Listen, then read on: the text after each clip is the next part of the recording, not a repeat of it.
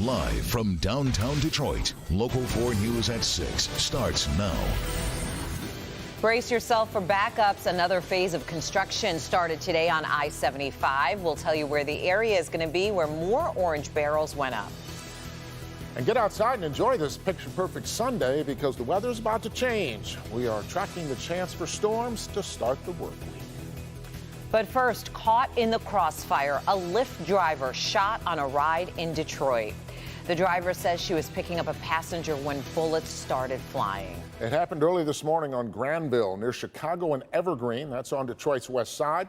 Police out investigating much of the day. Priya Mann is live on the scene. Priya, I know you've talked to some neighbors out there. Yeah, and Steve, Sandra, neighbors are scared. Many are raising young kids. You can see children's toys on a front yard behind me. Now, the intended target, he was able to run away, but that Lyft driver, just trying to earn an honest living, ends up shot herself. I heard gunshots. That woke me up. How many did you hear? I heard about 4 or 5. A neighbor rushed to her front porch and says she heard people continuing to argue before the cops showed up. And I seen the car right here blocked off and the car right there blocked off. They already did what they did. While the intended target got away, his Lyft driver ended up shot. The 33-year-old woman was hit in the thigh. That's sad to hear. Yeah. It was a lady. Yeah, I mean, she's just doing her job. Right. It's not even safe to come over and pick people up. Wow. Detroit police say the Lyft driver was called to a home on Granville near Joy and Evergreen around 6:30 Sunday morning. When she got there, her client was arguing with people at the home. Someone opened fire, missing the intended target and hitting the Lyft driver instead. That's sad. That's not fair. That's not fair at all. I need to get better. Like I said, when I first moved here, it was a shootout across the street over here on the corner. Oh. And then just past Memorial's Day, it was a hit and run. The Lyft driver tried to get away herself, but the car stalled a short distance away. That's when she called 911. Neighbors say it's not safe for rideshare drivers in Detroit. And then my homeboy be trying to come an Uber driver. He better Yeah, really though?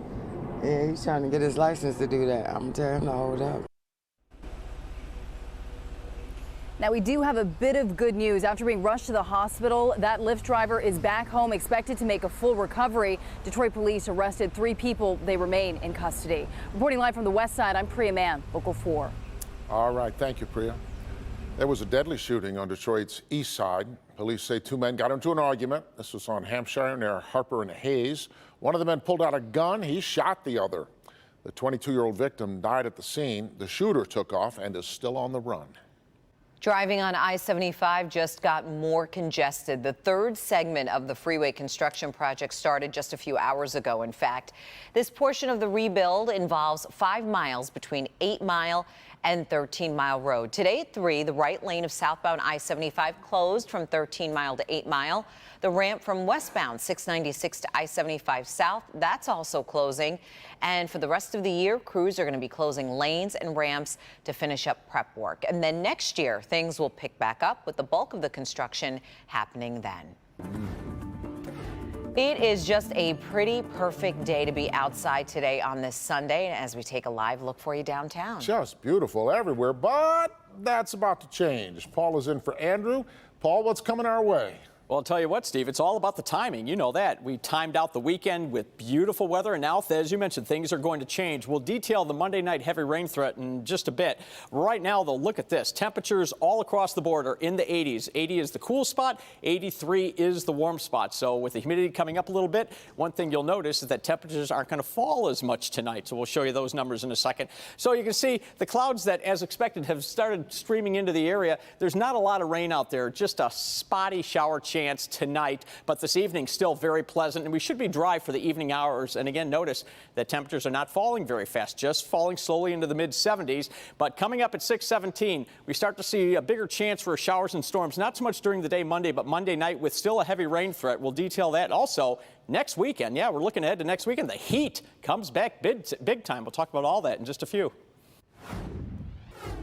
All right, Paul, developing now in Pennsylvania, 5 children have died in a fire. It broke out this morning in Erie. It happened at a daycare center.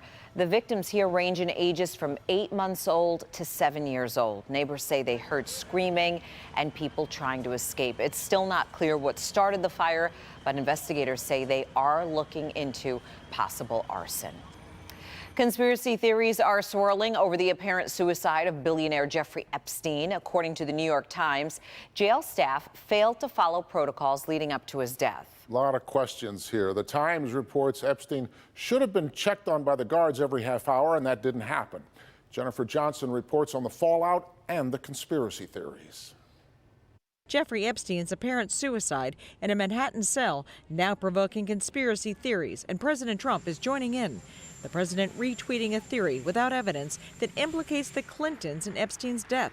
Democrats hitting back. This is another example of our president using this position of public trust to attack his political enemies with unfounded conspiracy theories. Epstein had ties to both the Clintons and President Trump and many other powerful and wealthy men. The president just wants everything to be investigated, and trying to connect the president to this monster from years ago where they're seen dancing in a video versus other people who were actively, I suppose, flying around with this monster on his island, which was known as Pedophilia Island. The FBI and Inspector General have now launched investigations.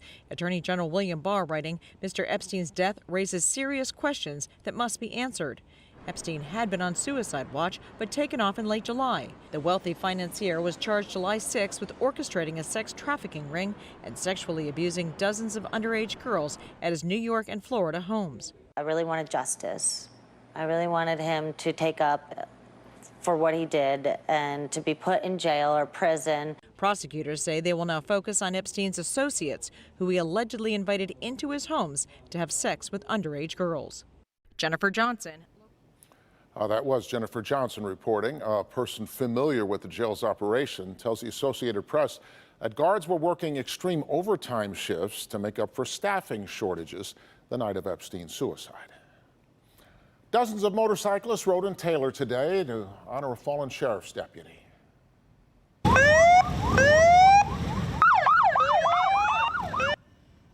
This is a memorial ride to honor Sergeant Lee Smith, a member of the motor and mounted units in the Wayne County Sheriff's Department.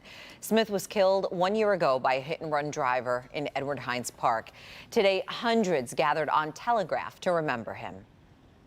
Sergeant Smith was just an amazing man. He loved to teach people things. He had a sense of humor and a laugh that was contagious. You wanted to do things with him. You wanted to do things for him. You liked having him in your presence. He was just remarkable. And all the money raised from today's event will go towards Wayne County's motor and mounted units. It's the 5th anniversary of one of the most memorable weather events in recent memory here in Metro Detroit. It was a disaster still to come.